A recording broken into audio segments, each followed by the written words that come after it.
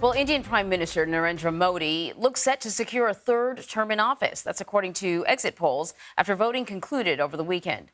Modi is already claiming victory, despite no official results being available yet. And people turned out to more than 1 million polling locations across India in the midst of a deadly heat wave. So for more on this, I want to bring in CBS News producer Arshad Zargar. You are in New Delhi. Thank you so much for joining us. Narendra Modi is not without controversy. He's been accused of using racist language when talking about Muslims, calling them infiltrators. Yet he is still incredibly popular. Why is he so popular, and what are the key issues?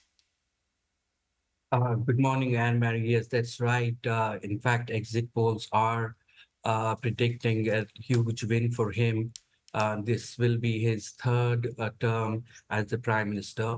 He is very popular. In fact, as the supporters say that he is an efficient and a strong leader who has taken the country to new levels. India has arrived on the world stage. He has delivered on many promises, if not all of them. That is what his supporters say. And in the words of his ministers, I would say, they say that earlier, before Modi, India was at a place that where no one would, listen to India. But now India, having arrived at the world stage, is in a position that when India speaks, the world does listen to it. At the same time, as you said, he also faces a lot of criticism. The biggest criticism this election has been about his handling of the democratic institutions.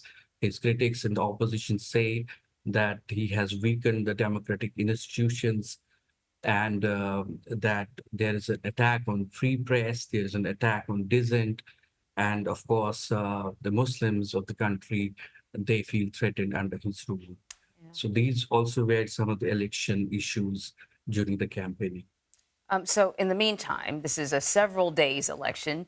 Dozens of people have died in India over the past few days because of the extreme heat. What sort of impact did this severe heat wave have on the election process? Well, yes, it's in fact, the heat is very intense. More than 77 people have died in the last 10 days alone. And some estimates put the number at more than 150 in this summer. The temperatures have been more than 45 degrees centigrade consistently. For example, in Delhi, where I live, it has been more than 45 degrees, and in some places it has also touched about 50 degrees. Um, as far as the impact on the election process is concerned, there have been deaths of polling officials who were on duty in some of the eastern states of India. And I think in fact, more than a dozen of the polling officials have died because of a heat stroke and other heat-related causes. But as far as if we say that in terms of the numbers do speak a bit different story, the turnout has been about 66%. That is consistent with the turnouts of the last two general elections as well. So about 642 million people of the eligible 968 million people did come out and vote. The conditions were, of course, very dry and the heat was very humid, but I don't think, uh, that stopped people from coming out to vote. What was the reason? Was whether people really wanted to come out and support Modi, or did they really want to come out and oppose him? And, uh, we will come to know tomorrow. Tomorrow is in fact the counting of the votes will happen tomorrow.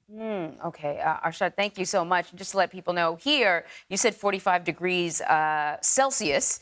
That Yeah. translates into about 113 degrees Fahrenheit, and that's the bottom. That's kind of the lower number that you gave us. That is really hot. Thank you so much. Yes. Thank you. Thanks so much.